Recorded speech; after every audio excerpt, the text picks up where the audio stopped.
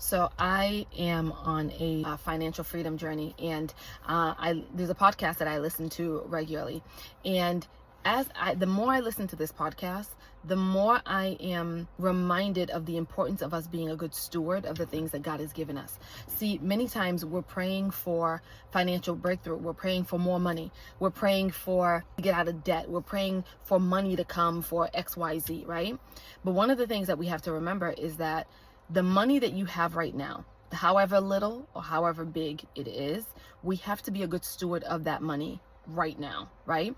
Even if it's not a lot, even if it's small, you have to be faithful with the little, because if God can trust you with little, he can trust you with much more, right? So as you're asking for more money or more opportunities or ways to attain more money or wealth, remember that how you're managing this current season with what you currently have, it also is speaking against you.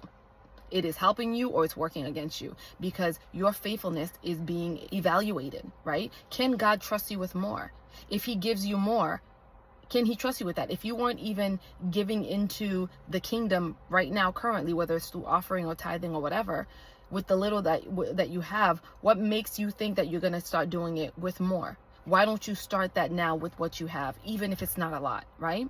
If you are reckless with your money right now, with what you currently have right now, you're making poor decisions, you're not prioritizing what you should be prioritizing, and you're just spending frivolously, what makes you think that God is going to trust you with more money? Because the same behaviors you have now, that's going to be magnified once you have access to more money. So you have to be disciplined now with what you currently have. Like, you have to be disciplined right now.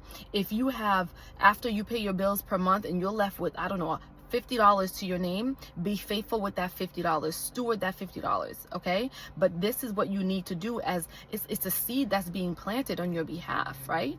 And eventually that seed is going to blossom into something. It's going to produce fruit.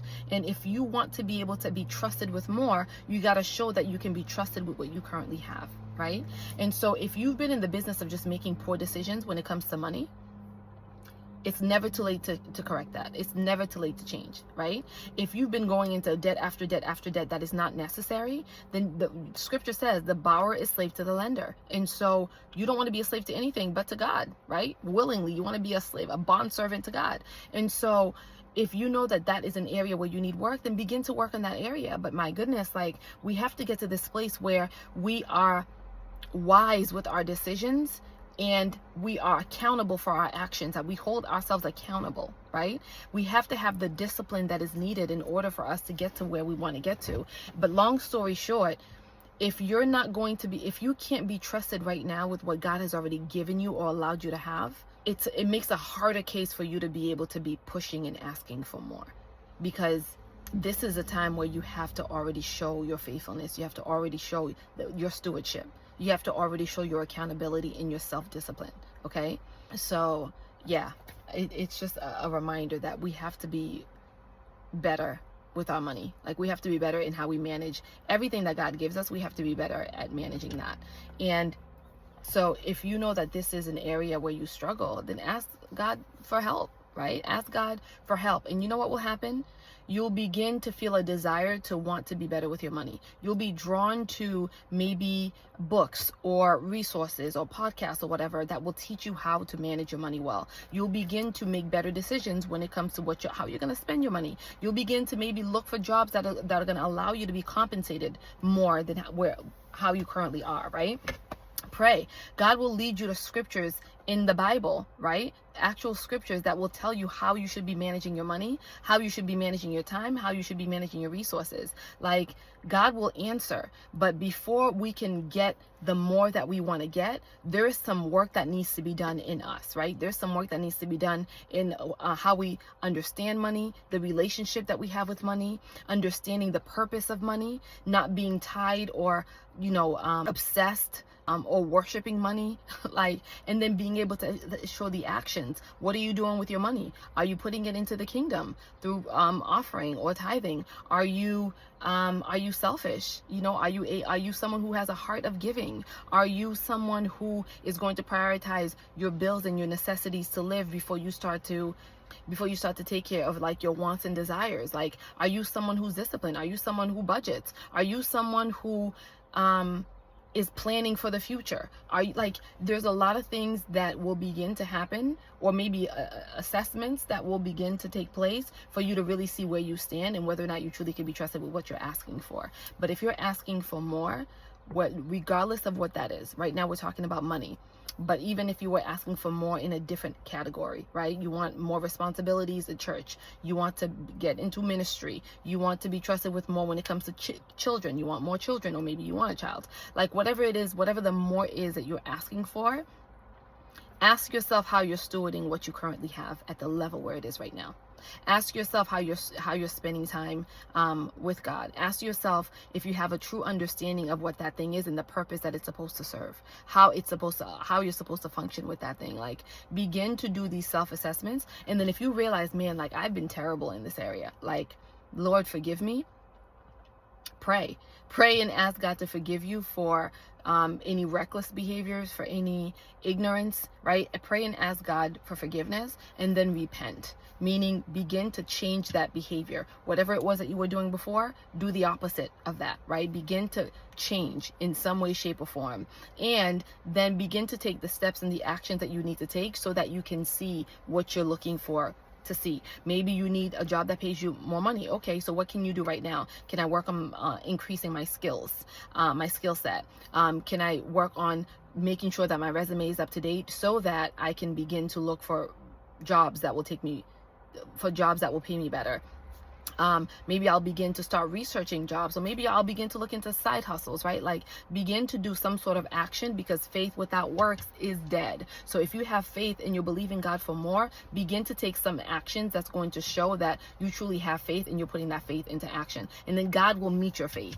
Okay? God will meet your faith. But trust and believe that God would not be a righteous judge and a loving father if he allowed you to have if he went and blessed you with this bucket or whatever of like cash, and knowing that you are reckless and that you're just going to go ahead and lose it or find yourself in a terrible situation. Like, that's just not how it works, right? And be grateful that we serve a God that's not going to be careless when it comes to provision. He's going to provide for you, but put you in a position or allow you to be in a position where you're able to receive that provision, so that you're not reckless with it, so that it serves the purpose that it's supposed to serve, right? So I've been able to see that, like, in real life, right? Like, when you begin to put actions behind your faith, God begins to move in a way that will blow your mind. Okay, so I was on a financial journey like years ago, and at that time, in less than a year, we were able to pay off our debt, except for the mortgage. And the way that God just came through during that year was just like mind-blowing to me. Okay, fast forward a few years, found ourselves in almost like the same financial situation, and I was like, oh my gosh, like, how did I get here? And I'm like, Lord, I am so sorry, like, repenting and just like, God, like, I'm going to try this financial journey again. This time is going to last, and but here's what I need, right? Like, and I'm praying, I'm like, Lord, forgive me for if any way that I've been careless with money, any way I have not stewarded well, or I've just allowed, myself just to be careless in that area. But I'm making better decisions going forward, and actually taking the step. But I'm trusting the same way you came through for me before, you're gonna come through for me again, right? And so I began to take action, and I kid you not, it happens every time. It happens every time. And I've seen it with myself, and I've seen it with other people that are close to me. The minute you begin to prioritize that area and you begin to make a decision to be a better steward of your finances, God is going to show up and he's going to come through, right? It doesn't mean that like all of a sudden you're going to become a millionaire. That's not what I'm talking about. I'm talking about he's going to show up where you're going to need more in order to be able to get rid of debt or to be able to do things for the kingdom or whatever it is. And God is going to provide that more. It's just going to show up, whether it's through an opportunity, whether it's through a job, whether it's through a raise, whether it's through, someone sowing into you, whatever it may be. Like, God is going to provide in that area, right? And so the minute I made that decision to go back to this financial journey, and I'm like, I want to get out of debt, and I was like, and I prayed about it, and God knows my heart, and he knew like I was genuine. I kid you not, opportunities started to come before that I've been looking for the past couple of years. situations started to come up that would open me up to be able to have access to funds that I would need in order to make this a reality, like becoming debt free a reality. And even just like, and it's just the way God answered. And at the same time, I'm being a good steward of that money. I'm using it to pay for what I said I was going to pay for. I'm giving at church regularly, and I am understanding that God is the one that provides and God is the one that can take away. And like, I'm not married to money. I'm not worshiping money. I'm not obsessed with money. If I have it, great. God knows that I can be trusted with it and I will do great things with it. If I don't have it, I know God will provide in some way, shape, or form, right? Like, and so this is the kind of mindset you need to be able to have, because the more you're fighting and struggling and looking for more and more money, and you're just hungry for money, and you just this, and you'll do anything to get more money, you're going to find yourself continuing to be in that struggle, or you're going to find yourself making decisions that's going to put you in deeper debt or in a worse situation. But the minute you understand that you don't need to worship money, money will flow. Money will follow. If you're walking rightfully with God in obedience, money will follow.